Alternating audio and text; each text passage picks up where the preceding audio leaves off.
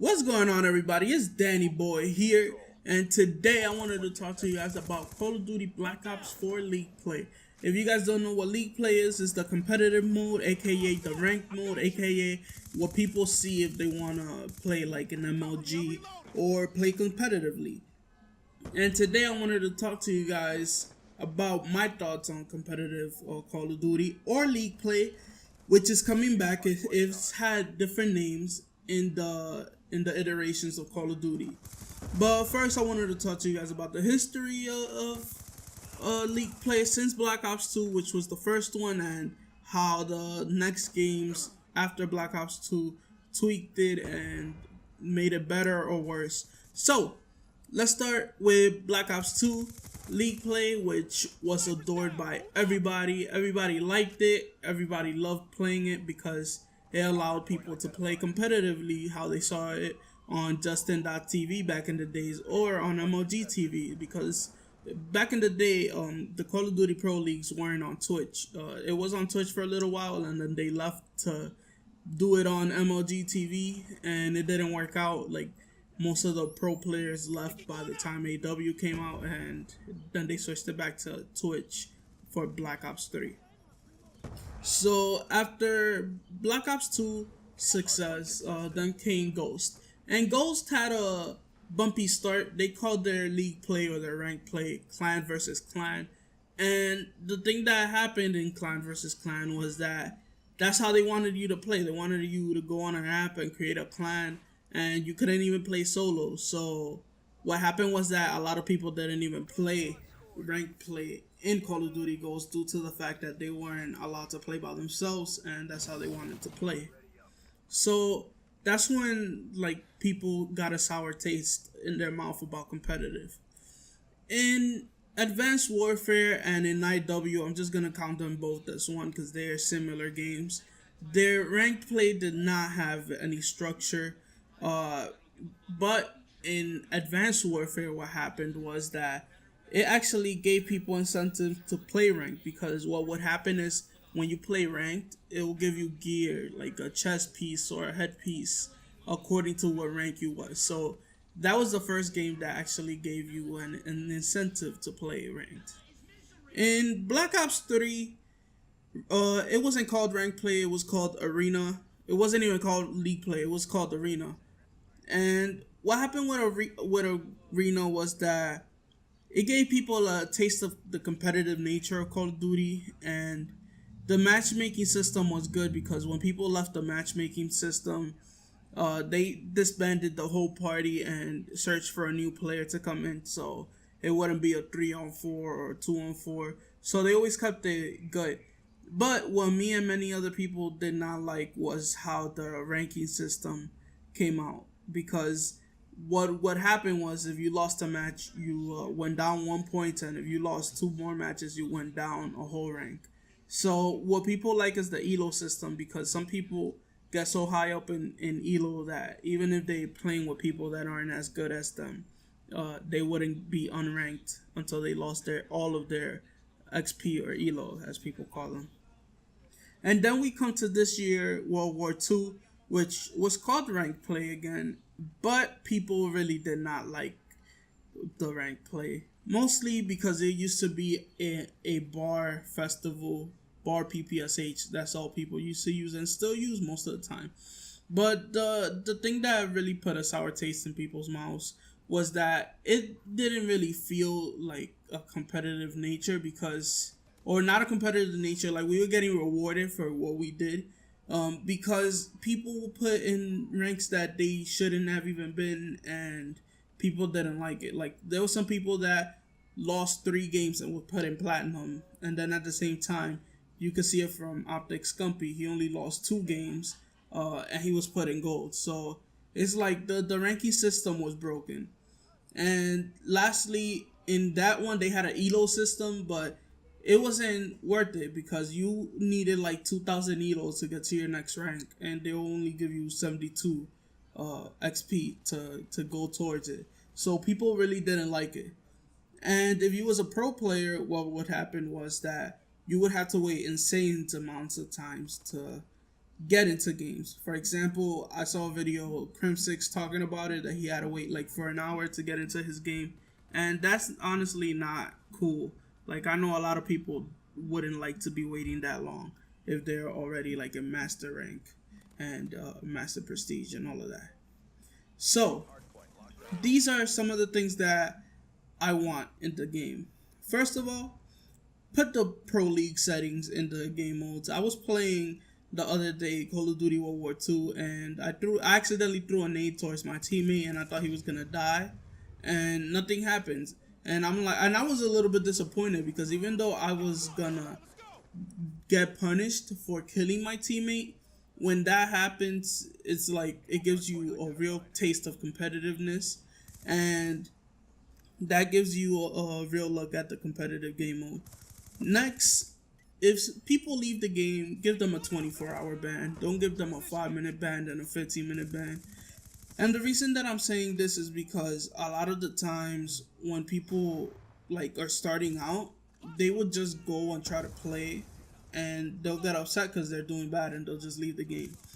If they get the 24-hour ban, people could actually play the game, and after the people that abandon game or leave game get the 24-hour ban, they could be put with other people that wouldn't leave the game, and that would allow them to get a little bit less frustrated, because then that allows them to actually finish a match with people that are trying. Second, I want an award system. Like, give me like any calling card. I'm sorry for the motorcycle in the back, but give me a calling card, an emblem, or a weapon charm now that that is available. Honestly, besides Call of Duty Advanced Warfare, none of them did that for us, and that's really something that the Call of Duty community didn't like, because we need an incentive to play these game modes and stuff, and doing that without any award in this game is gonna be a real kick, and people are not gonna want to play it. Next up, can we get a matchmaking system that if someone is playing solo and gets put them with other people that are playing solo, and if somebody's playing duo, put them with two other people or three other people that are playing duo, so it could be two teams of four, and yeah, vice versa with squads. Put them with other people that are playing squads, because I'm tired of getting into lobbies that I'm playing my heart out, and there's always gonna be someone that is not gonna care that much and are gonna try to 360 no scope or something like that. But it's something when that happens to you when you're playing against a full team of people that are trying to actually win, unlike the one person that you have in your team that's ruining it for you. So it's better if everybody, like, if the matchmaking system allows people to get paired up with other people that have like squads and stuff like that. Now, my next point is something that I loved in Modern Warfare 2, and I bet you if Modern Warfare 2 had a ranked system, it would be probably even better than Call of Duty Black Ops 2. And don't shoot me for saying this, but honestly, mandatory mics. It should be like, if you don't have a mic plugged into your console, even if they're not using it, like, I have them have a mic plugged in somehow, and they can't, like, make it so that they, if they're in a party, they wouldn't be able to play. That would be awesome. Like, that would have people communicating and have people actually using teamwork. And I actually, like, I'm pro mandatory mics when it comes to a competitive nature. Next, let's talk about the leaderboards. The leaderboards, I honestly think that they should be placed for people like in high up places, like that want to start, that have an org and want to start a Call of Duty team, or people that have already a Call of Duty team could recruit off of the leaderboard. So if they have like an accurate leaderboard, that would be great. But it will be even more greater is if they do something like League of Legends, and they make like the top 100 people and put them in a challenger league or a championship league, like in a league that like orgs could recruit from if they ever need players, and that would help the community, and we could help sustain the competitive community like that. So those are the things that I want to see. Now, let's talk about some of the things that I do not want to see. First of all, if a person has 2 bars, we should be able to vote him out the game and search for somebody new. Like, we should see the bars before we even enter the game. Like, right there. Boom. So we can know, okay, this guy got 2 bars. If he doesn't want to back out, we'll kick him out so that we can actually play a decent game. The second thing would be to not have the Black Ops 3 or World War II elo system because they sucked. And honestly, it was a hassle to rank up with those systems. Number 3, I hate when I'm playing ranked in World War II and I'm a silver or I'm a bronze or whatever, or I'm a copper. Because I'm not gonna lie, I'm not in the top gold. I haven't played it like that for this game. I do not want to be put with unranked people in the game, in the matches, because that's just putting me with people that don't care about their ranks or have not shown commitment to their ranks. I want to be put people with people that are ranked because that shows that they have commitment to the game and they want to actually improve. So if I'm in the silver division, put me with a full team of silvers and then the other team with a full team of silvers. And if I'm like 10 elo away from being in gold, put me with like half gold, half silver, like have it so that we're on an equal playing field. Because I was silver like a season ago and I got put with somebody that didn't even finish the placement matches yet. That upset me and is one of the reasons that I don't play ranked as much anymore.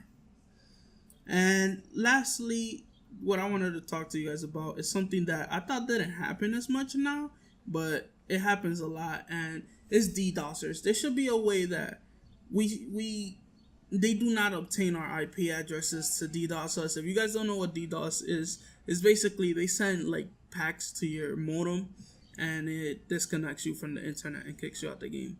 It makes you super laggy and then disconnects you off the game. It happens in a lot of games. It happens in Rainbow Six Siege, and it used to happen like in Modern Warfare 2, Modern Warfare 3. And somehow people figured how to do it in Call of Duty World War 2, and it's something that they do a lot now. I wish that there wasn't any DDoSing, but they don't, like, Call of Duty doesn't have an engine to prevent it. And that's something that I wish that they had an engine to prevent it so I could be in whatever league I deserve to be. But those are my thoughts, guys. Tell me what you guys think. I know it's a long video. I'm going on to 13 minutes, so I'm going to try to finish it at 13 minutes and 30 seconds. So let me do my usual plugs. Remember to rate, comment, and subscribe. All my social media links are in the description. I will be live streaming this weekend, and I will try to live stream even more throughout the week. So make sure to go and follow me on Twitch. For updates, follow me on Twitter. And for more videos, follow me on YouTube over here and subscribe. And remember to like the video. Peace! And I'm out.